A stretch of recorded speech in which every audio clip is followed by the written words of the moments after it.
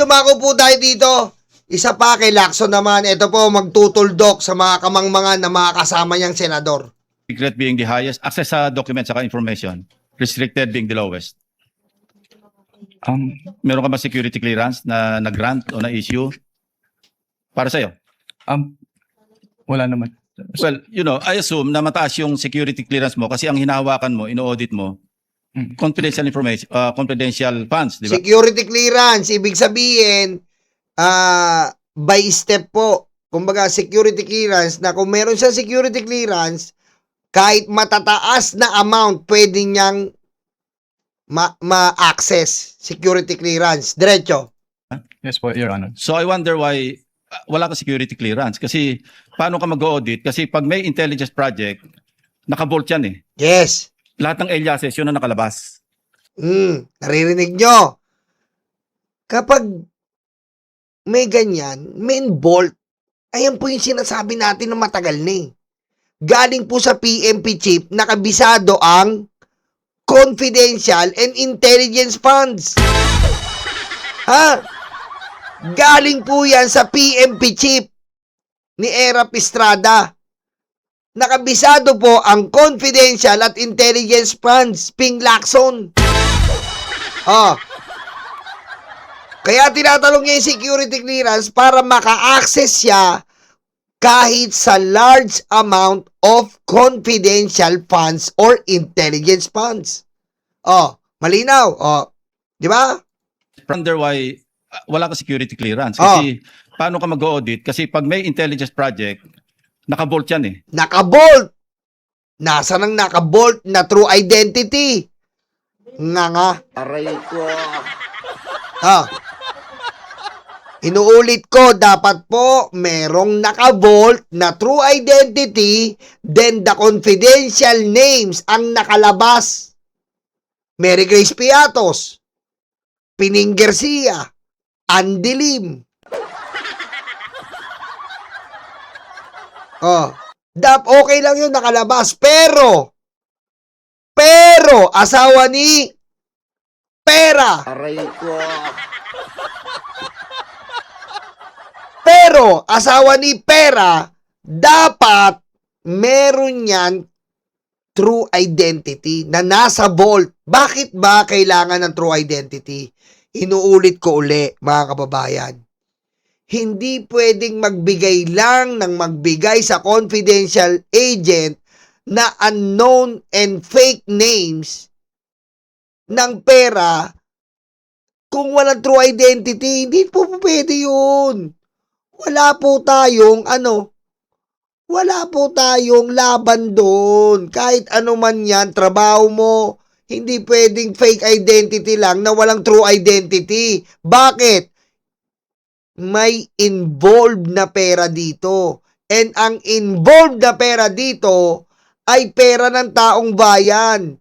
So kapag nagningil ang taong bayan, meron po tayong maipapakita.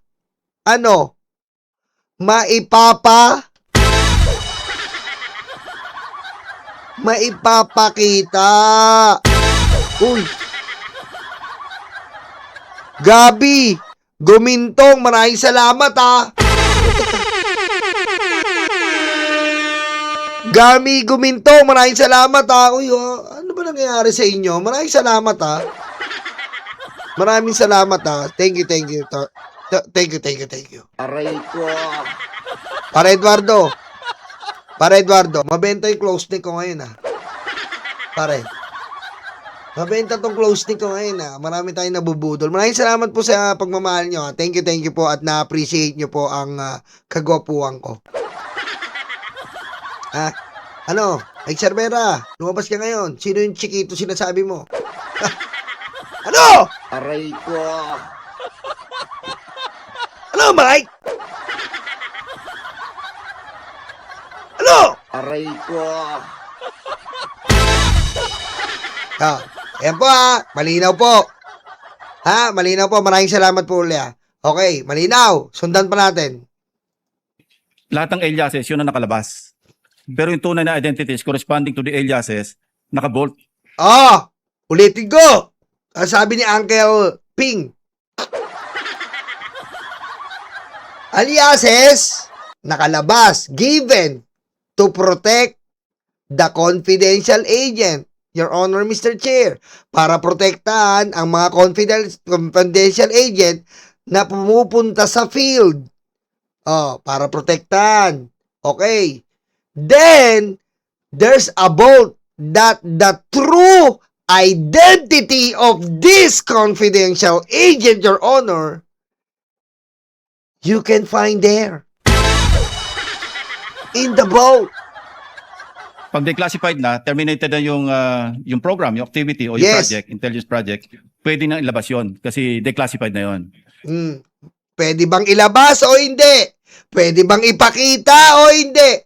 Pwede. Bakit po pwede? Tapos na ang alin? Meron na pong tapos na project. Tapos na. Natrabaho na nila. So, papasok ngayon ng COA para kunin ang mga names ng confidential agent with true identity in case there's a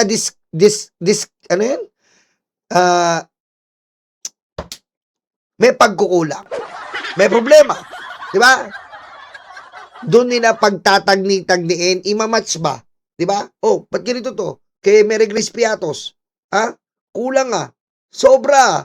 Ano bang pangalan nito? Papasok ngayon yung true identity. Ang pangalan nito ay si Brenda Barton. Aray ko. Discrepancy. So, thank you. Di ba? Si Mary Grace Piatos. Sino ba yan? Si Brenda Barton. Ganun yun. Di ba mga kababayan? Imamatch na ngayon yun.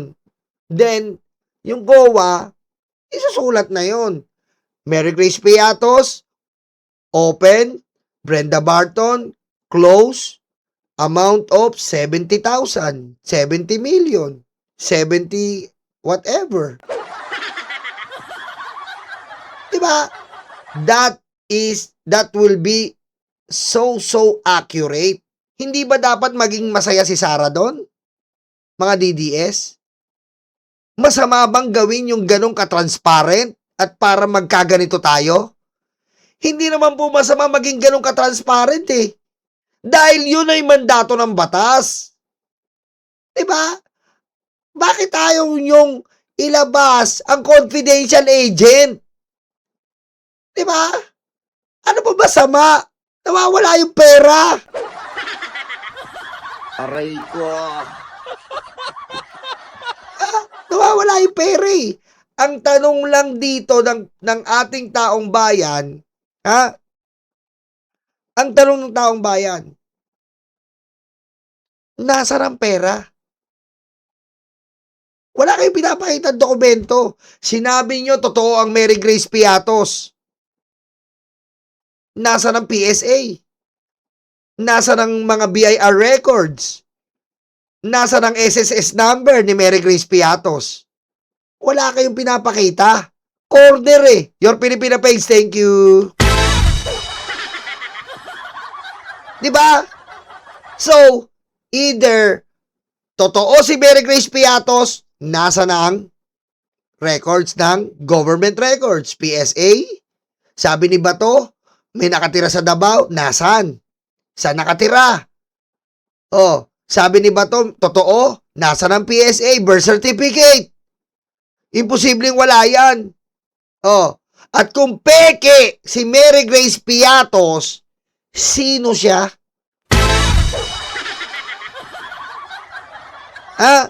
Sino si Mary Grace Piatos? Kaya, mga kababayan, mga karayuma, napakagaling po ng diskarte ng depensa, ay ng prosecutor. Bakit kamo? Sinabi po nila na ihaharap nila si Mary Grace Piatos. Pero sa totoo po, wala silang iharap. Bakit kamo? Hihingin ng prosecutor diyaan kila Sara si Mary Grace Piatos. Ha?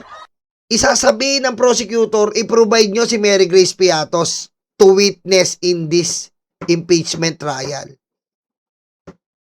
Ipapasampi na yan. Bakit? Allowed din de. Allowed. Bakit?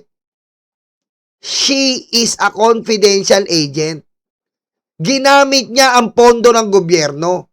So, required siyang magpaliwanag sa taong bayan. Tama, mali? Tama, mali?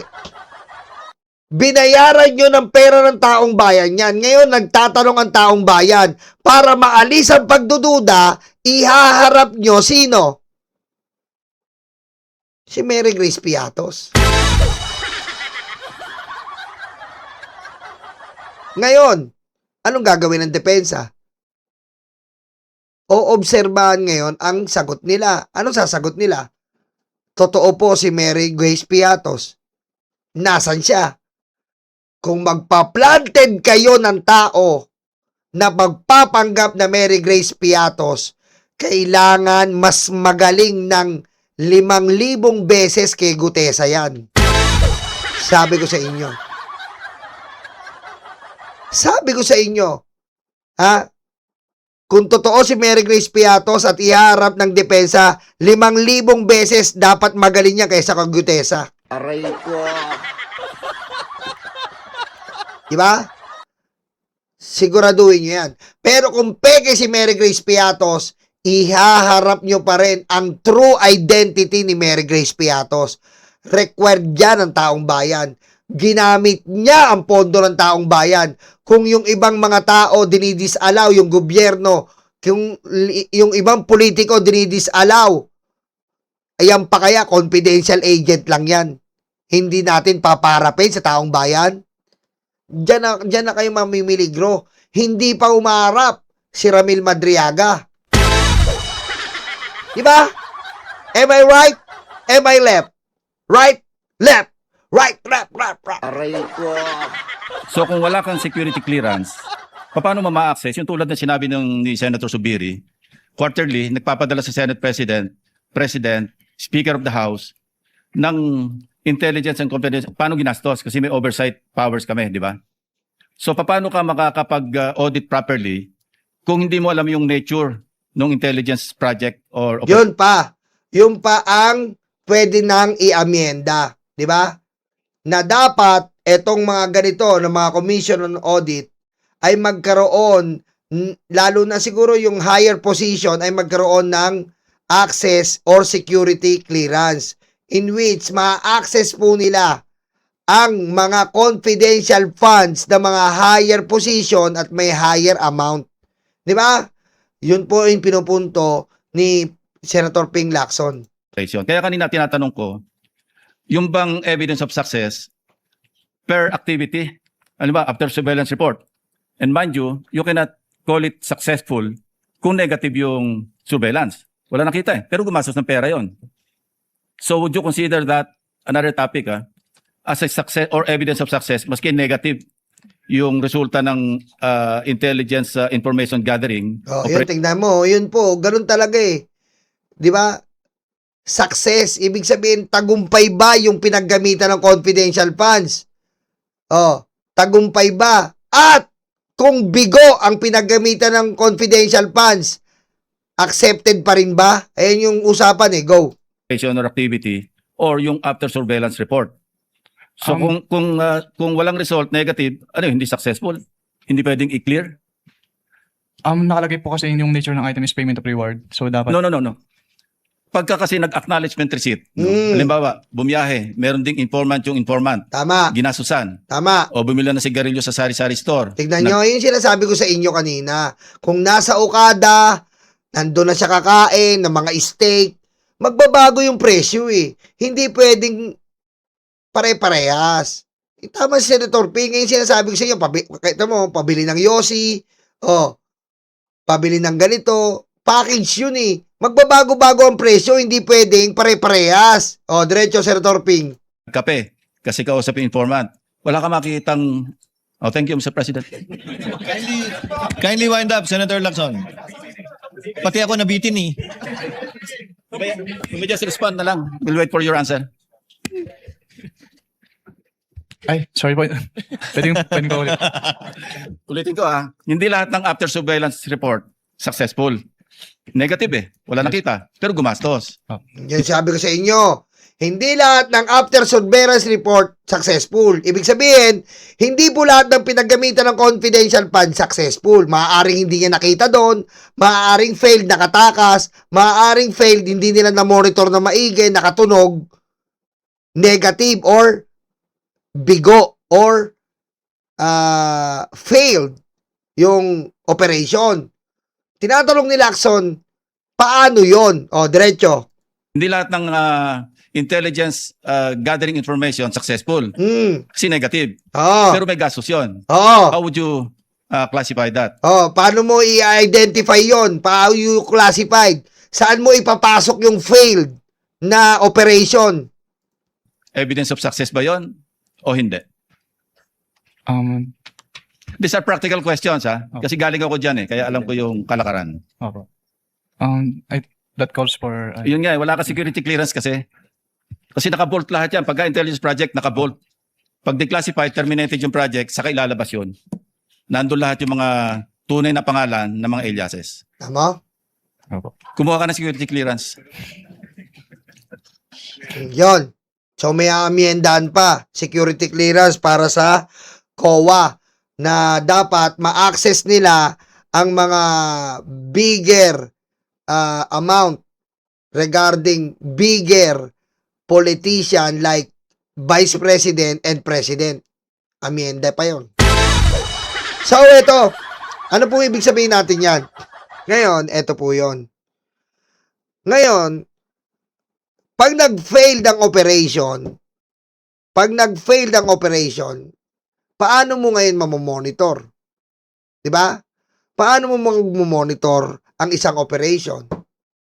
Siyempre, mamomonitor mo yan through resibo. And even successful operation, resibo. 'Di ba? Mamomonitor mo sa resibo. Pero sila Sara po ginawa puro confidential agent lang na pangalan. Yun po tayo nagka-problema Wala po silang true identity diyan. Biro nyo po 700 plus I think confidential agent to, mga kababayan. Marami, ang dami nila, basta marami silang confidential agent. Ngayon, wala man lang silang mapakitang true identity. So, it means, sa dami-dami nun, ibig sabihin, gusto lang ni Sara mapalusot yon na dito nila ginastos without even giving some true identity? Ganun po ba? Hindi po ganon. Hindi po ganon yon. Ang dapat gawin dyan para matapos ang pagdududa, ipakita, for example, si Mary Grace Piatos with true identity if ever confidential agent yan. Yun, tapos. Diba? Yan po mga kababayan. Yan po ang pagnanakaw ni Sara Duterte. Nakakahiyaman sa mga DDS pero mai-impeach yung impacta na yan. Hi friends and not friends and not friends.